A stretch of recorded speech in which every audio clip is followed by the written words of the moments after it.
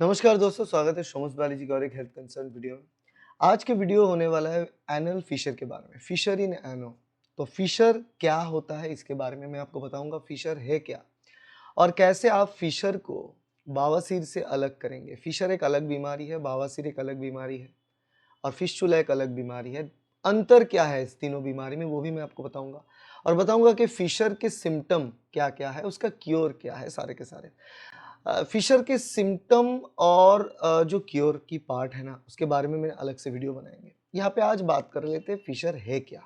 ठीक है, फिशर इन एनो और एनोरेक्टल फिशर, ये सिंपल सी आम भाषा में कहें तो आपके जो मलद्वार है, उस मलद्वार के अंदरूनी जो हिस्सा है, वहाँ का जो दीवार है, उस दीवार पे एक खरोच आप कह सकते हो, या फिर वहाँ पे जो कट, जहाँ पे हम मान लो कि आपके स्किन के ऊपर यहाँ पे कोई किसी चीज़ से ऐसे नोकीले चीज़ से ऐसे लग गया तो कट हो जाएगा, खून निकलेगा।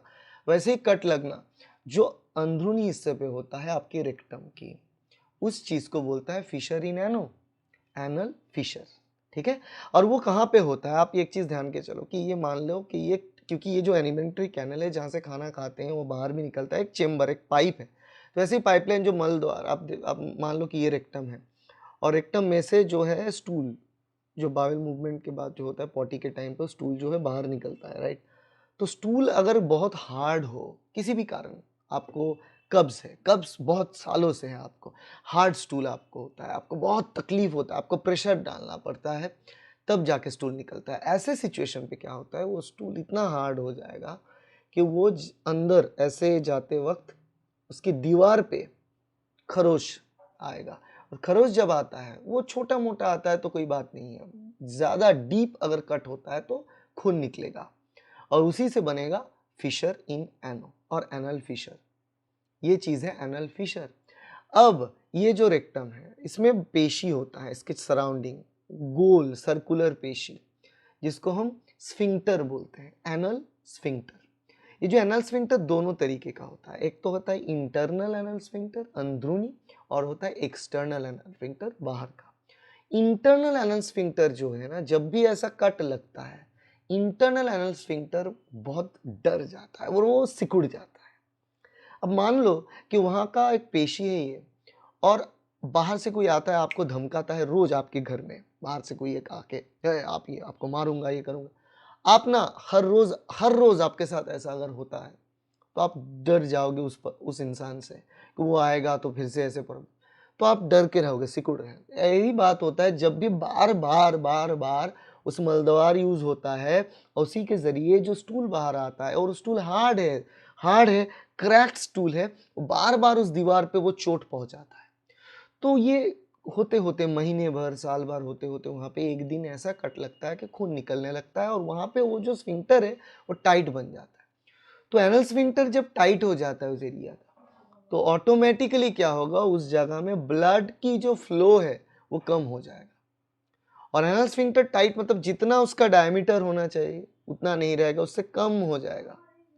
तो जब भी डायमीटर यहाँ पे कम हो जाएगा, अब मानो कोई एरिया, रास्ता जो है छोटा हो गया, और फिर से वही हार्ड स्टूल वो तो आ ही नहीं पाएगा। तो हार्ड स्टूल फिर से वहां पे ना ऐसे जितना भी प्रेशर डालेंगे तो उतना दर्द बढ़ेगा, क्योंकि उस जगह की जगह ही छोटा होता रहेगा। तो जिन लोगों में क्रॉनिक फिशर है वो जब जाएंगे टॉयलेट पे, आप स्टूल पे देखेंगे आपका जो जो लाइन है स्टूल की वो पतली होती रहेगी, वो जो मोटा स्टूल वो नहीं होगा, क्योंकि उतना जगह ही नहीं रहता है वहां पे। स्फिंक्टर बहुत ही टॉर्मेंटेड हो जाता है, वो इतना स्ट्रेस्ड हो जाता है कि वो टाइट हो जाता है। इंटरनल एलन स्फिंक्टर का ये टाइटनेस जो है बढ़ जाता है। ठीक है, क्रॉनिक फिशर में पाया जाता है कि इंटरनल एलन स्फिंक्टर जब चेक किया जाएगा, फिंगर टेस्ट होता है एक, उससे पता चल जाएगा डॉक्टर्स को कि वहां पे टाइटनेस बहुत ज्यादा है। और जब भी टाइटनेस बहुत ज्यादा है, वहां पे कट लगता है, तो वो ठीक नहीं होगा। क्यों ठीक नहीं होगा, क्योंकि मैंने आपको कहा कि वहां पे ब्लड, जितना खून पहुंचना चाहिए उतना खून नहीं पहुंचेगा, क्योंकि वो जगह टाइट हो चुका है। अगर आप यहाँ पे कुछ बांध दो तो यहाँ पे थोड़ी बहुत आप अगर उंगली पे ऐसे गर्डर लगा दो तो देखेंगे कुछ दिन, कुछ कुछ मतलब कुछ 1 2 3 मिनट बाद इस जगह लाल हो जाएगा, सुन पड़ जाएगा, क्योंकि यहाँ पे खून नहीं पहुंचेगा। वही चीज़ है, वो स्फिंक्टर जब टाइट हो जाएगा खून नहीं पहुंचेगा। तो आप कुछ दवा ले रहे हैं, उसको ठीक कर रहे हैं कि वो भी वहाँ पे नहीं पहुंचेगा। ऑक्सीजन चाहिए वो वहाँ के टिश्यू को, ठीक ठाक से ग्रो होने के लिए, वो भी नहीं पहुंचेगा। इसके वजह से वो वहाँ पे ठीक नहीं होता है। इसीलिए फिशर जब क्रॉनिक हो जाता है वो ठीक नहीं होना चाहता है, ठीक होने का नाम ही नहीं लेता है। ऐसे आप देखेंगे लोगों में फिशर है 6 साल 8 साल 10 साल लाइफ लॉन्ग फिशर लेके लोग मर भी गए, फिशर ठीक नहीं हुआ। हालांकि फिशर से कैंसर नहीं होता है, बार बार मैं रिपीटेडली कहता हूँ, फिशर से कैंसर नहीं होता है, फिशर कोई जानलेवा बीमारी नहीं है, मगर एनल फिशर से आपके लाइफ में प्रॉब्लम, मतलब हर रोज अगर आप जब भी आप बाथरूम जाओगे पॉटी करने, वहां पे आपको दर्द होगा, तो आप हर वक्त ना आप दर्द लेके आपको जीना पड़ेगा। यही एक सबसे बड़ी दिक्कत की बात होता है, फिशर में दर्द बहुत होता है। ठीक है, ये चीज है फिशर।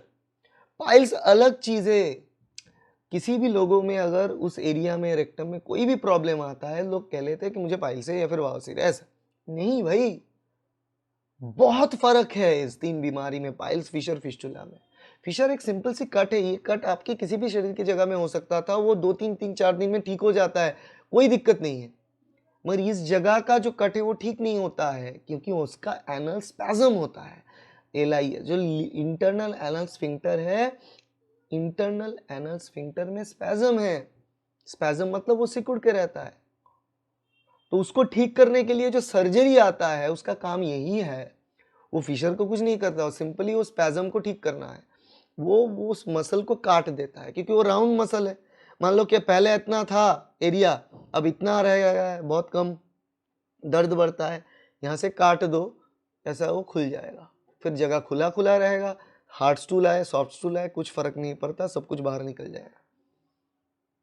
उसी को हम बोलते हैं lateral internal sphincterotomy, LIS, lateral internal स्फिंक्टरेक्टोमी।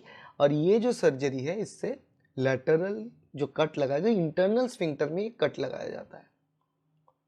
ठीक है, इससे वो चीज ठीक होता है। ये है एनल फिशर। और अगर आपका एनल फिशर हो चुका है, आपको कैसे पता चलेगा? एनल फिशर के सिम्टम्स से आपको पता चल जाएगा कि आपको एनल फिशर है या नहीं।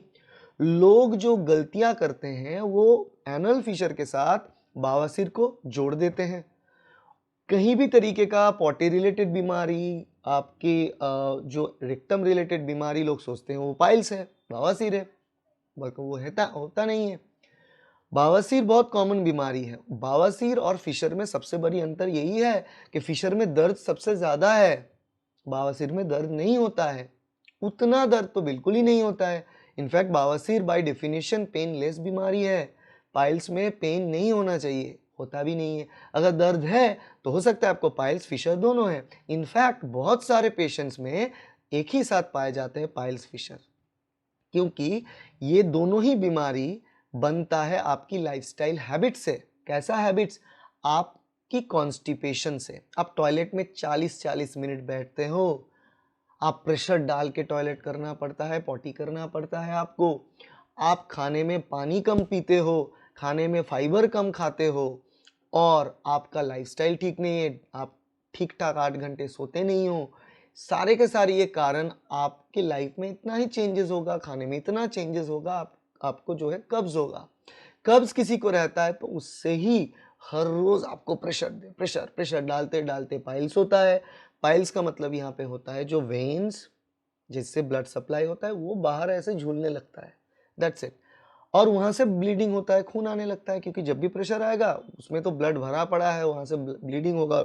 और जो ब्लीडिंग होगा, ऐसे ऐसे कोई पिचकारी मार रहा है, इतना ब्लीडिंग होता है पाइल्स में, मगर दर्द नहीं होता है। दर्द हो सकता है कि वहां पे उस जगह पे सूजन जैसा फीलिंग होगा। जब सूजन होता है तब थोड़ा बहुत आपको लग सकता है कि दर्द है। आप कुछ ठंड कुछ जगह पे बैठेंगे तो अच्छा फील होता ही है। और एक्सटर्नल पाइल जो होता है उसमें दर्द होता है थोड़ा बहुत।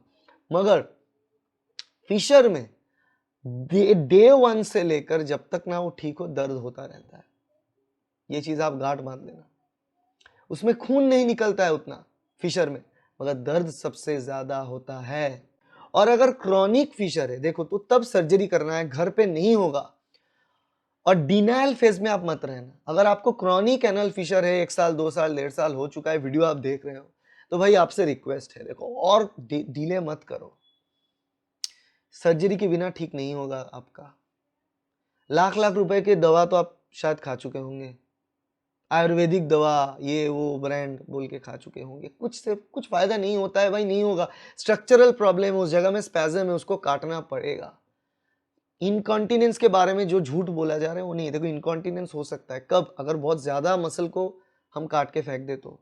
ना, काट के मसल रिमूव नहीं किया जाता, सिंपल से कट लगाया जाता है इंटरनल स्फिंक्टर पे, और वो अगर लेज़र से होता है तो इतना प्रिसीशन कट होता है तो उससे इनकॉन्टिनेंस नहीं होता है। अगर आपकी उम्र बहुत कम है, 30, 35, 40 साल, इस रेंज पे आपकी उम्र है, 20 साल से 40 साल के बीच, नॉर्मली हमारे जो एनल टोन होता है इस एज में वो टाइट होता है, तो उससे एक कट लगाने से इनकॉन्टिनेंस नहीं आता है।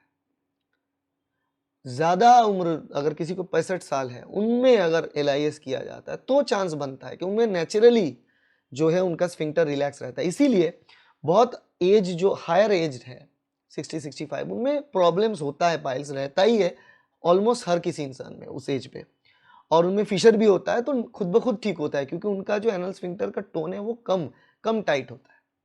और पुरुषों में एनल स्फिंक्टर का टोन ज़्यादा टाइट होता है देन महिलाओं, इसलिए एनल स्फिंक्टर रिलेटेड जो प्रॉब्लम है पुरुषों में ज़्यादा होता है देन महिलाओं में डिलीवरी के टाइम हो सकता है, वो खुद ब खुद ठीक हो जाता है, मगर पुरुषों में अगर होता है खुद ठीक होने का नाम नहीं लेता है।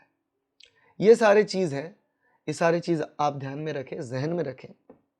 मैंने आपको ऑलरेडी बता चुके हैं कि सिम्टम्स क्या है और क्योर में आपको क्या क्या करना चाहिए। आपको सिट्स बाथ लेना चाहिए, आपको ऑइंटमेंट यूज़ करना चाहिए, खाने के खास ध्यान रखना है, खाना क्या क्या खाना चाहिए क्या नहीं खाना चाहिए, इसके बारे में डिटेल वीडियो है, आप देख लेना। और क्योर हो सकता है, अगर एक्यूट है तो घर पे ही, और अगर क्रॉनिक है तो छोटा सर्जरी, मगर डिनाइल फेज में मत रहें। आप सोच ले, ठीक एक सर्जन के पास जाए जो एक्सपीरियंस्ड है एनोरेक्टल सर्जरी में, जो एटलीस्ट पहले मतलब 50-100 ऐसे सर्जरी कर चुके हैं, उनके पास जाए, क्योंकि ये सारे जो ये प्रॉब्लम है एनल फिशर रिलेटेड, ये रिकरेंस भी बहुत ज़्यादा होता है। लोग पूछते हैं कि अगर एक बार कर ले उससे बाद होगा, या होगा तो नहीं, फिर से हो सकता है। भाई देखो, अगर आपका कॉन्स्टिपेशन रहेगा ना तो उससे फिशर होगा, ठीक है ना। तो इसीलिए आपको ध्यान में रखना है कि लाइफस्टाइल जो एडजस्टमेंट आप कर चुके हो वो ठीक ठाक से मेंटेन हो।